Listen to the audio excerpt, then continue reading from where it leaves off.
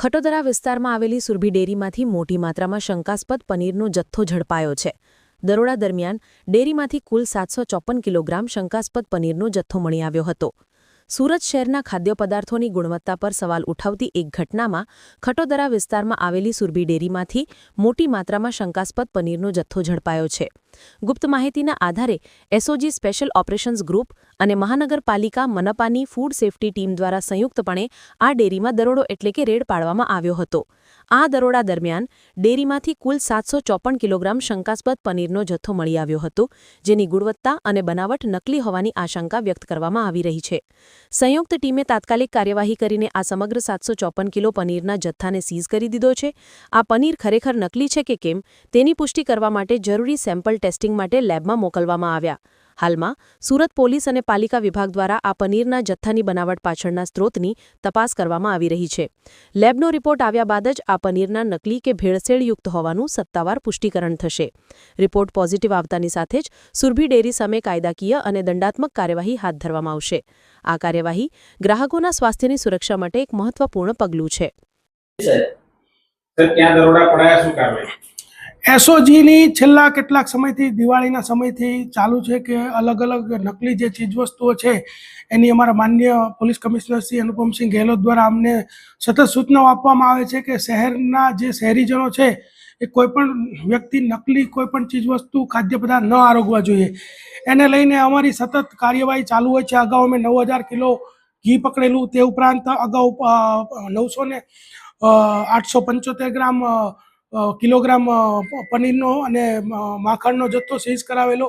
આવા ઘણા બધા કામ અગાઉ પણ થયેલા છે ને અત્યારે ગઈકાલે સુરભી ડેરીના 2 યુનિટ ખાતે રેડ કરીને ટોટલ 955 કિલોગ્રામ જે નકલી પનીર છે એનો જથ્થો સીઝ કરવામાં આવેલો છે અને એના નમૂનાઓ લેવામાં આવ્યા છે અને એના ટોટલ 1,81,000નો મુદ્દામાલ જે છે એને જપ્ત કરવામાં આવ્યો છે. તે ઉપરાંત જે એના સંચાલક છે કૌશિકભાઈ વલ્લભભાઈ પટેલ, તેઓને પૂછપરછ કરતા એમનું એક યુનિટ ઓલપાડ ખાતે પણ છે અને ત્યાં પણ જે છે ગ્રામ્યની પોલીસ દ્વારા રેડ કરાવતા ત્યાં ટોટલ ડિલાઇટ બટર 420 કિલોગ્રામ તથા શંકાસ્પદ દૂધ 600 લીટર, શંકાસ્પદ તેલ 90 લીટર, શંકાસ્પદ પનીર 200 કિલોગ્રામ અને પનીર બનાવવા માટે વપરાતું એસિડ 7 લીટર એમ બધો થઈને ટોટલ 3,02,139 રૂપિયાનો મુદ્દામાલ જે છે એ જપ્ત કરવામાં આવેલો છે. સુરભી ડેરીની જે બ્રાન્ચો છે અડાજણ એરિયાની અંદર આવેલી છે. સાહેબ, આ લોકો પનીર કોને વેચતા હતા અને ક્યાં વેચતા હતા, કેટલા ભાવમાં વેચતા હતા?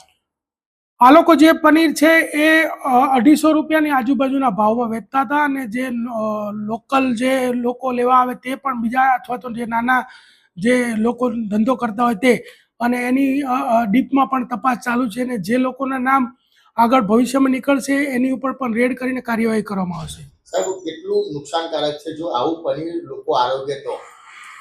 કોઈ પણ નકલી ચીજ વસ્તુ, દૂધ હોય, પનીર હોય, માખણ હોય, ઘી હોય, તો જો કોઈ વ્યક્તિ આરોગે તો એ ખૂબ જ નુકસાનકારક છે. એનાથી સ્કિનના પ્રોબ્લેમ થાય છે, એનાથી પાચન તંત્રના પ્રશ્નો થાય છે અને આગળ જતાં કેન્સર થવાની શક્યતાઓ પણ ખૂબ જ વધારે પ્રમાણમાં રહેલી છે. સાહેબ, એસઓજીએ રેડ કરી છે. આ લોકો કેટલા વખતથી વેચતા હતા? કેમ મહાનગરપાલિકાના કર્મચારીને અત્યાર લગીમાં જાણ નથી? કેમ તેમને કોઈ કાર્યવાહી નહીં કરી? એસઓજીને ઇન્ફોર્મેશન મળી એટલે અમે મહાનગરપાલિકાના જે કર્મચારીઓ, ફૂડ સેફટીના અધિકારીઓ છે એને સાથે રાખીને જ રેડ કરેલી છે અને એમને પાસે જ એના નમૂનાઓ લેવડાવવામાં આવ્યા છે અને પોલીસને સતત એ ચિંતા રહે છે કે લોકો આવું અખાદ્ય વસ્તુઓ આરોગ્ય તો એમના જે છે એના શરીર તંત્રને નુકસાન થાય તો એના માટે સતત પ્રયત્નશીલ રહીએ છીએ. કેટલા વખતથી વેચતા હતા અને હવે કઈ રીતના કડકમાં કડક કાર્યવાહી જેથી કરીને બીજી વાર આવું કરતા સોવાર વિચારે સાહેબ? આ લોકો એક સર્વે છે કે જે બજારમાં મળતું તૈયાર પનીર છે એ લગભગ 80% પનીર જે છે નકલી પનીર હોય છે ને એટલે જ અમે આમાં સજાગ થયા છીએ. અને જો આવા કોઈ વ્યક્તિઓ વધારે પ્રમાણમાં એના ઉપર ગુના દાખલ થશે અથવા તો પકડાશે તો તડીપાર છે, પાસા છે, ગુસ્સી ટોક જેવી કાર્યવાહી પણ એના ઉપર કરવામાં આવશે.